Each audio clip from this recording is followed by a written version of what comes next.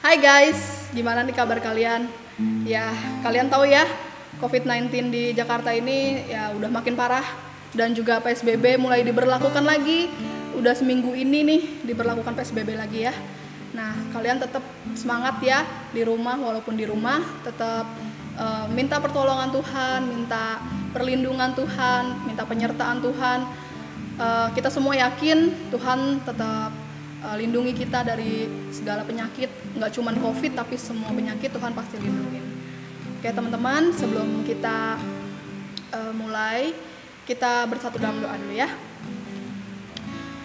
Tuhan, terima kasih Tuhan atas kebaikan-Mu Tuhan selama kami hidup ya Tuhan. Terima kasih atas anugerah-Mu, dan kami sangat bersyukur ya Tuhan atas kebaikan-Mu terhadap kami ya Tuhan.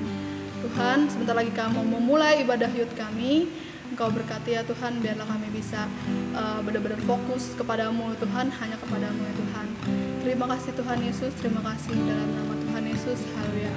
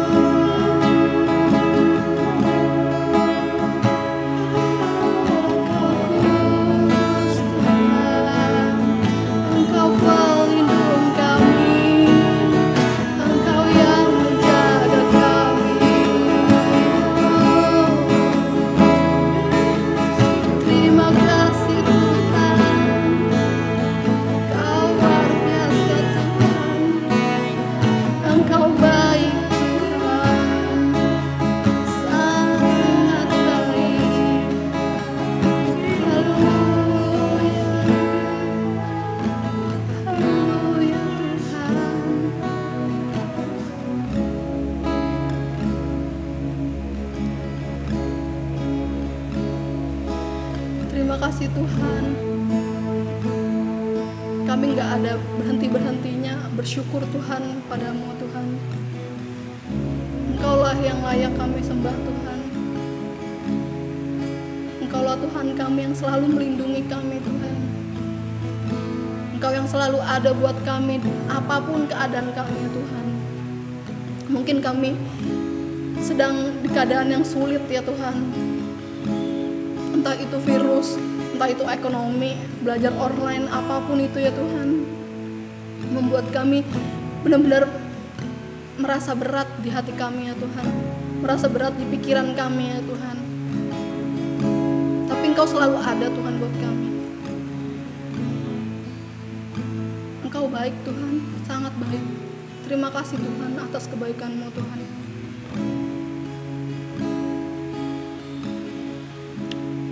Tuhan, sebentar lagi kami mau mendengarkan kebenaran firman-Mu. Kau berkati biarlah firman-Mu ini dapat membangun kami Tuhan, membangkitkan semangat kami lagi ya Tuhan untuk menghadapi hari-hari yang berat ini ya Tuhan. Biarlah Engkau beri hikmat kepada kami agar kami bisa mengerti firman-Mu Tuhan, agar kami bisa mencerna firman-Mu Tuhan dan melakukan firman-Mu Tuhan. Terima kasih Tuhan, terima kasih. Hanya di dalam nama Tuhan Yesus kami berdoa dan mengucap syukur. Haleluya, amin. Shalom teman-teman, apa kabarnya? Kakak harap kita semua ada dalam perlindungan Tuhan ya teman-teman. Nah, sekarang kita sudah sampai lagi ke bulan September dan kita sudah sampai lagi ke ibadah online di bulan September ini.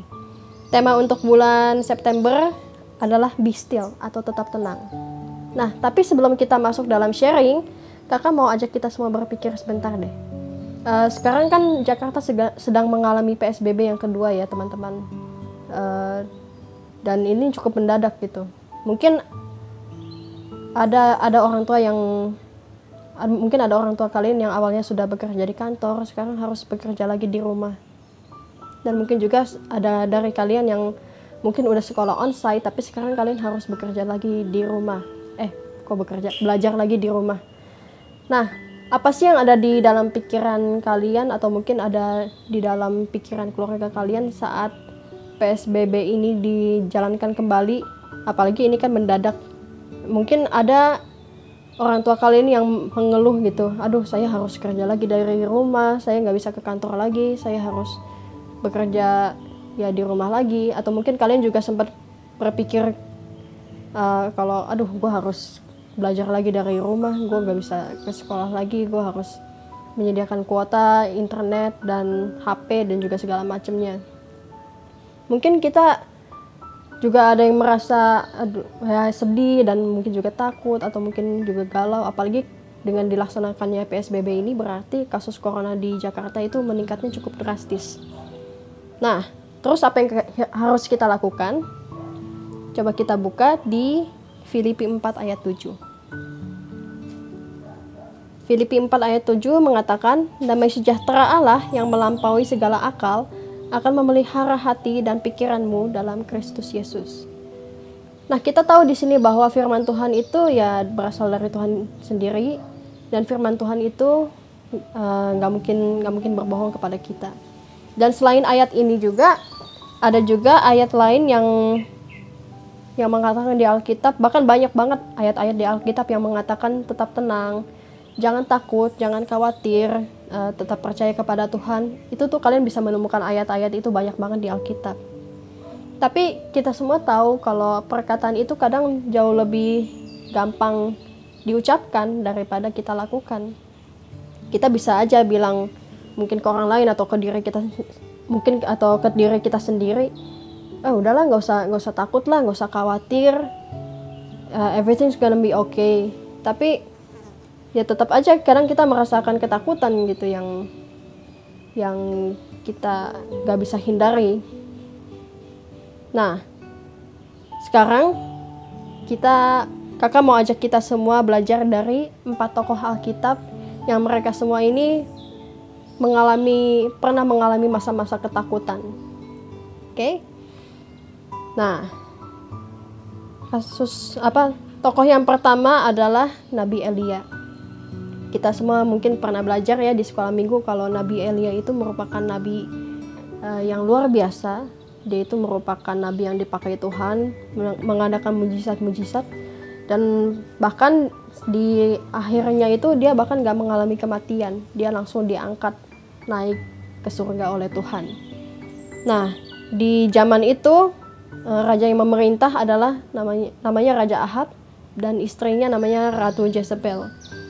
Di zaman itu Israel itu lagi menyembah dewa Baal, karena rajanya itu juga penyembah Baal yang sangat fanatik ya di zaman itu. Tapi Elia dipakai oleh Tuhan. Elia itu dipakai untuk menghancurkan kuil-kuil Baal, dan dia juga dipakai untuk memusnahkan nabi-nabi Baal. Tapi apa yang terjadi setelah itu, Ratu Jezebel itu marah sekali kepada Elia, dan dia berkata kepada Elia, aku akan membunuh engkau sama seperti engkau membunuh nabi-nabi Baal itu. Dan apa yang terjadi di saat itu? Elia itu merasa ketakutan sekali. Dia itu bahkan sampai kabur dari hadapan Raja Ahab dan Ratu Jezebel itu. Dia merasa takut, bahkan dia sempat merasa depresi juga. Dia sempat berkata kepada Tuhan, aduh Tuhan, mendingan saya mati lah. Kurang lebih dia berkata seperti itu di Alkitab. Dia merasa dia mendingan mati. Padahal dia itu udah menyaksikan banyak mujizat Tuhan loh di dalam hidupnya. Dan dia juga bisa merasakan sendiri bagaimana penyertaan Tuhan, bagaimana kuasa Tuhan terjadi dalam hidupnya. Tapi dia itu sebetulnya merasa depresi bukan karena dia nggak percaya sama kuasa Tuhan. Dia sangat percaya sama kuasa Tuhan, tapi dia itu nggak percaya oleh rencana Tuhan yang akan terjadi dalam hidupnya. Dia nggak percaya oleh rencana Tuhan yang akan membebaskan dia dari ancaman Ratu Jezebel itu. Dia nggak percaya akan rencana Tuhan. Oke? Nah, itu baru tokoh yang pertama. Tokoh yang kedua yang kakak mau bahas di sini adalah Raja Daud. Ya, kita pasti pernah belajar tentang Raja Daud ya. Teman-teman pas di sekolah minggu itu pasti sering banget diceritain oleh Raja Daud, dan kita udah belajar juga Raja Daud itu dia orang yang perkasa, dia itu orang yang dipakai oleh Tuhan, dia itu orang yang sangat diurapi, dia dipilih untuk menggantikan Raja Saul dan lain sebagainya. Tapi menjadi raja itu berarti dia juga mempunyai banyak musuh. Kita bisa lihat di kitab Mazmur itu punya 150 pasal, itu isinya ya Mazmur Daud semua. Dan ada beberapa pasal di Mazmur itu yang dia menceritakan bagaimana ia merasa tertekan, terdesak, dia itu dikejar-kejar sama musuh. Dan pasti secara manusia pasti takut lah. Siapa sih yang gak takut dikejar-kejar musuh? Apalagi waktu itu sebelum dia jadi raja, musuh bebuyutannya dia ya Raja Saul. Coba kalian bayangin posisi kalian sebagai Daud. Waktu itu dia masih muda banget, dia mungkin masih 20-an. Terus kalian dikejar-kejar sama Pak Jokowi gitu. Atau ya raja siapapun lah. Nah itu seperti itulah rasanya jadi Daud. Dia itu jadi musuh bebuyutannya Raja Saul yang berkuasa di saat itu. Secara manusia pasti dia merasa ketakutan. Tapi apa yang kita bisa belajar dari si Daud ini adalah meskipun dia mengalami banyak masalah, banyak tekanan, banyak musuh, dia sering memutuskan untuk menenangkan diri, dan dia curhat ke Tuhan. Curhatnya lewat apa? Ya lewat kitab Mazmur itu. Kita bisa lihat banyak sekali dia sering ngomong, aduh Tuhan, aku ini merasa takut, aku ini merasa tertekan, tapi aku percaya kepadamu. Seperti itulah sifatnya Raja Daud. Nanti kita akan bahas lagi. Nah, sekarang kakak mau bahas tentang tokoh ketiga, yaitu murid Yesus sendiri, Simon Petrus. Simon Petrus ini dia merupakan salah satu murid-murid pertama yang dipanggil oleh Tuhan ya, di saat Yesus ada di dalam dunia. Dan Petrus ini sangat terkenal oleh dosanya dia, bisa dibilang dosanya dia yang menyangkal Yesus 3 kali. Yesus waktu itu bilang, sebelum ayam berkokok engkau sudah menyangkal aku 3 kali sebelum Yesus disalibkan. Dan Petrus ini awalnya nggak percaya sama Tuhan Yesus. Dia berkata, enggak lah Tuhan, aku itu pasti akan terus mendampingi engkau, aku tidak akan menyangkal engkau. Bahkan di depan kematian pun aku tidak akan menyangkal engkau. Tapi apa yang terjadi setelah dia ditemui oleh orang-orang yang bilang, kamu ini muridnya Yesus ya? Dia bilang, enggak, saya bukan murid Yesus, saya nggak kenal orang itu. Dan dia berkata itu 3 kali.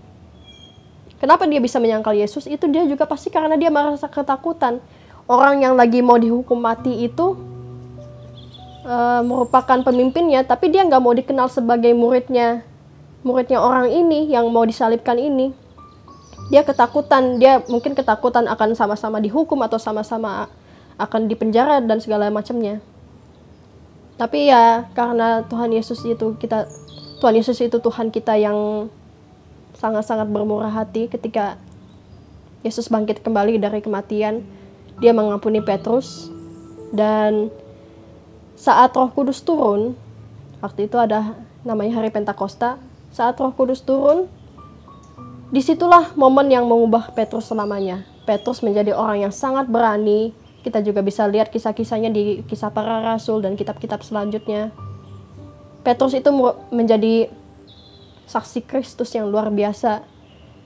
Dia bersaksi ke banyak orang, dia membaptis banyak orang, dan bahkan matinya itu bukan mati karena sakit atau mati karena dia sudah tua, tapi matinya itu mati karena menjadi saksi Kristus, menjadi martir. Dia bahkan disalib juga sama seperti Tuhan Yesus. Dan bahkan dia nggak mau disalib sama seperti Tuhan Yesus, dia minta, aku mau disalib terbalik karena aku nggak layak disalibkan seperti Tuhanku sendiri. Itu tokoh yang ketiga. Nah, tokoh terakhir yang kakak mau bahas di sini adalah nggak bukan selain Yesus sendiri. Yesus itu menjadi manusia, dia itu juga merasa takut. Dia sempat merasa takut. Kita bisa lihat di Matius 26 ayat 38 berkata, hatiku sangat sedih seperti mau mati rasanya. Dan kita juga bisa lihat di Lukas 22 ayat 41, dia juga mengatakan, ayat ini mengatakan, ia sangat ketakutan dan makin sungguh-sungguh berdoa. Peluhnya menjadi titik darah yang berteteskan ke tanah. Nah, kita bisa lihat di sini, Yesus ini sangat ketakutan loh. Bahkan kalian pernah nggak sih ngerasa ketakutan setengah mati gitu? Tapi setakut-takutnya kita kan nggak pernah keringat kita itu jadi darah. Ini tuh mungkin saking takutnya, saking stresnya Tuhan tuh, peluhnya itu ya menjadi darah, menjadi titik-titik darah. Itu karena dia mengalami stres yang besar, itu dia mengalami ketakutan yang sangat-sangat besar. Dan ya, tapi dia harus jalani gitu. Dia harus menjalani disalib untuk menebus dosa-dosa kita. Dan apa yang dia lakukan? Meskipun dia ketakutan, apa yang dia lakukan? Dia berdoa. Jadi kejadian ini terjadi pas dia ada di Taman Getsemani. Dia ketakutan, tapi semakin takut dia, apa yang dia lakukan? Dia berdoa. Dia berdoa meminta kekuatan dari Allah Bapa, dan dia bilang kan, kalau bisa lalukanlah cawan ini daripadaku. Tapi satu kalimat yang dia selalu sempilkan di akhir doanya, tetapi kehendakmu lah yang jadi, bukan kehendakku. Nah, dari keempat tokoh ini yang kakak sudah sampaikan ini, kita bisa belajar apa aja sih tentang ketakutan mereka dan bagaimana cara mereka mengatasinya. Nah, kasus yang pertama tadi kan kita bahas tentang Elia. Nah, di sini kita bisa belajar dari kisah Elia bahwa kita itu harus bisa percaya akan rancangan Tuhan dan rencana Tuhan.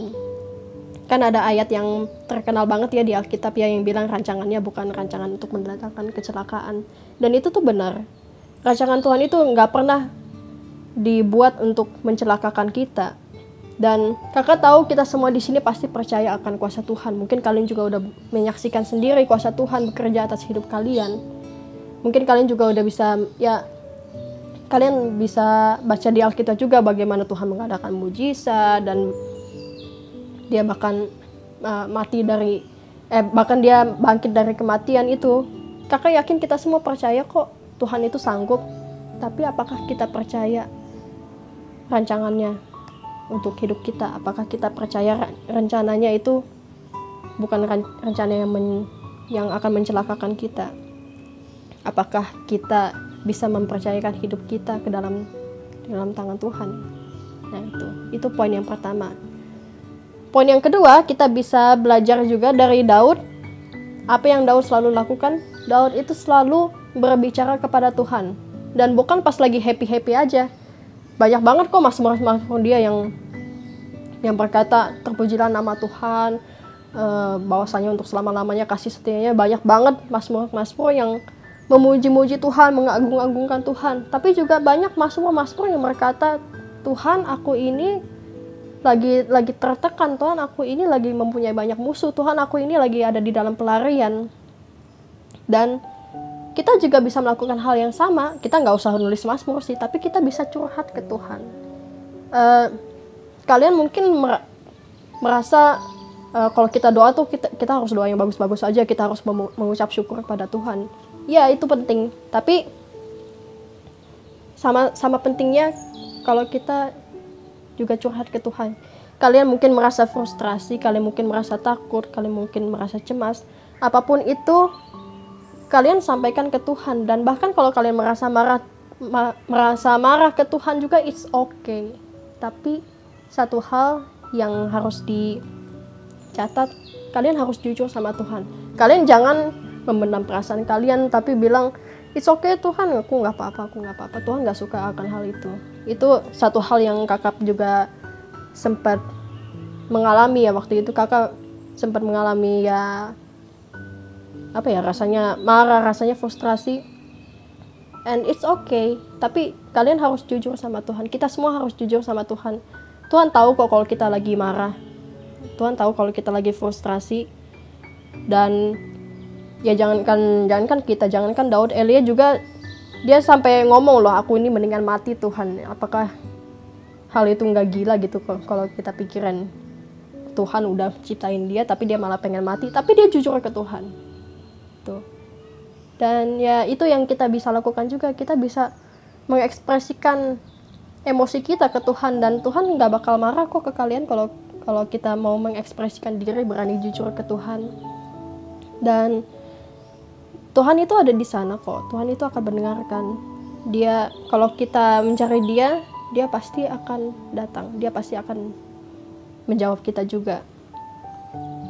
Nah, itu poin yang kedua. Poin yang ketiga, kita bisa belajar dari Simon Petrus ketika dia dibaptis Roh Kudus. Ketika dia menerima Roh Kudus, dia menjadi orang yang sangat berani. Poin yang ketiga, kita bisa belajar dari kasusnya Simon Petrus.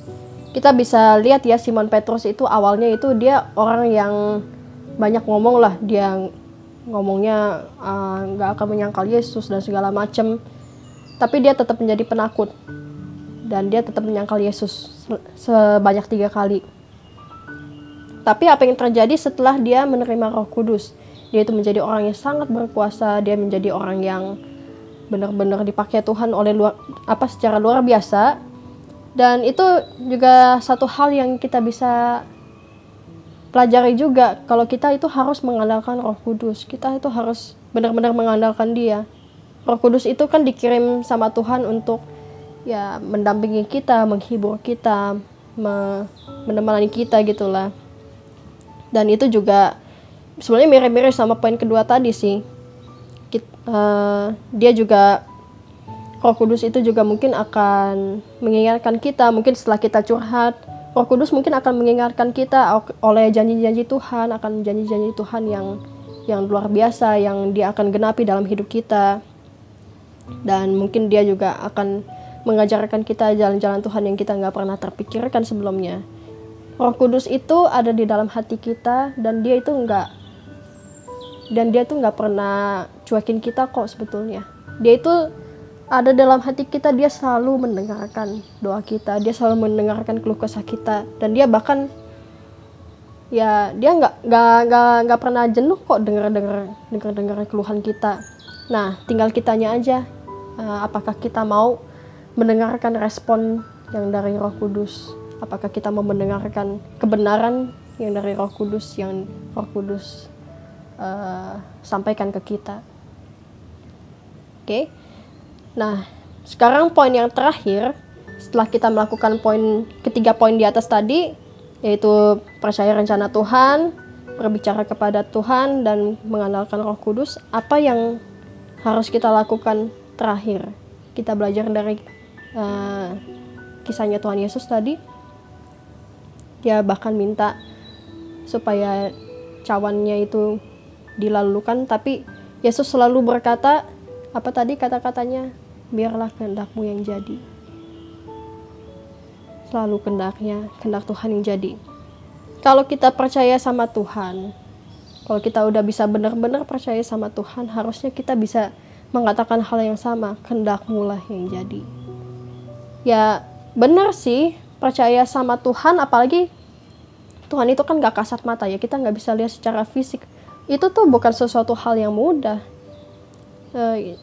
Benar-benar ya gimana caranya kita bisa melihat, kita bisa percaya sesuatu yang kita nggak bisa lihat, tapi ya itulah iman.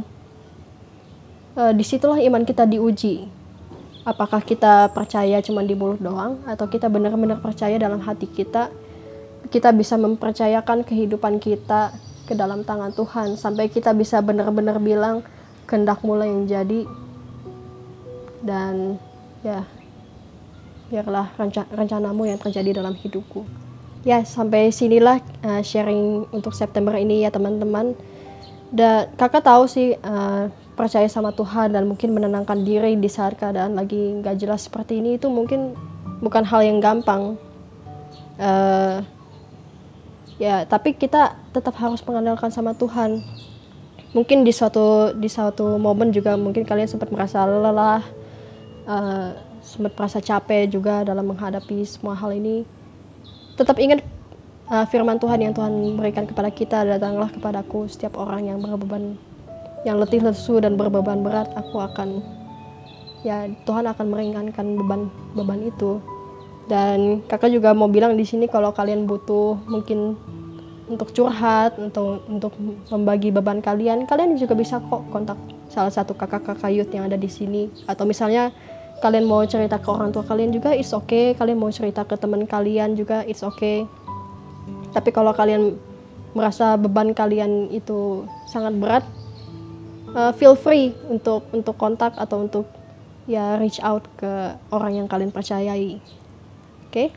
Dan ini terakhir, kalau kalian lagi merasa takut, kalian lagi merasa gak jelas gitu keadaannya, kakak mau undang kita baca di ayat ini. Dan kalian juga perkatakan sendiri ya, perkatakan jangan dalam hati tapi kalian ucapkan. Kita perkatakan 2 Timotius 1 ayat 17. Sebab Allah memberikan kepada kita bukan roh ketakutan, melainkan roh yang membangkitkan kekuatan, kasih, dan ketertiban. Sekali lagi kita baca sama-sama. Sebab Allah memberikan kepada kita bukan roh ketakutan, melainkan roh yang membangkitkan kekuatan, kasih, dan ketertiban. Oke, sekian sharing kita pada minggu ini. Yuk mari kita semuanya tutup dalam doa. Tuhan, terima kasih Tuhan atas penyertaan-Mu kepada kami ya Tuhan Yesus. Terima kasih atas berkat-Mu Tuhan yang kami boleh rasakan hari demi hari ya Tuhan. Terima kasih atas perlindungan-Mu Tuhan, atas kesehatan yang Engkau berikan kepada kami ya Tuhan Yesus. Meskipun keadaan sedang tidak menentu seperti ini ya Tuhan, tapi kami mau tetap percaya kepada-Mu ya Tuhan, bahwa Engkau memegang kehidupan kami dalam tangan-Mu ya Tuhan Yesus.